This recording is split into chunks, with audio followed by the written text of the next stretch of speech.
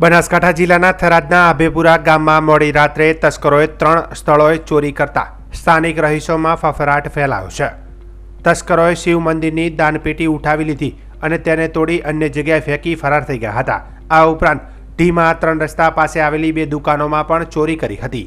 સ્થાનિક રહેવાસી માનાભાઈ પ્રજાપતિના જણાવ્યા અનુસાર તેમની દુકાનના પતરા તોડીને તસ્કરો અંદર પ્રવેશ્યા હતા।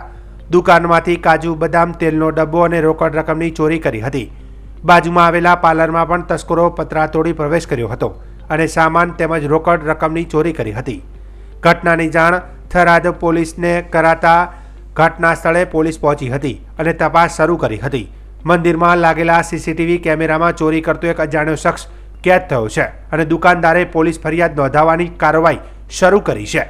પોલીસે આસપાસના વિસ્તારોમાં શોધખોળ પણ હાથ ધરી છે।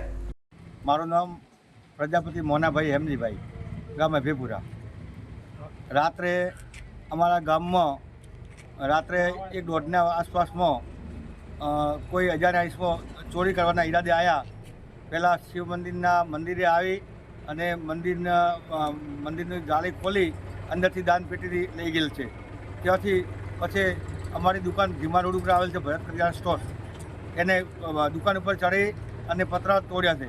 પતરા તોડી અંદરથી કાજુ બદામ અને કેશ 3,000 રૂપિયા રોકડ 3,000 રૂપિયા કેશ પડી હતી એ લઈ ગયા છે અને એક 5 કિલો તેલનો ડબલું લઈ ગયા છે। પછી બાજુમાં બીજી અમારી ભાઈની દુકાન છે, ભૂરાભાઈની પ્રજાપતિની ખુશી પાર્લર, એના ઉપર ચડ્યા છે અને એના પત્રો ખોલી અને અંદર ઘૂસી એમાંથી પણ 4-5 હજાર રૂપિયા કેશ પડી હતી અને થોડો સામાન લઈ ગયા છે।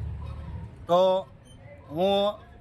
અમે જાણવા જો પોલીસને પણ જાણ આપી છે, પોલીસ આવી છે, તપાસ કરી છે અને અમને પોલીસ ઉપર ને ન્યાયતંત્ર પર પૂરો ભરોસો છે કે આ આરોપીઓને જલ્દીમાં પકડી અને પૂરેપૂરી સજા થાય એવી અમને ખાતરી છે।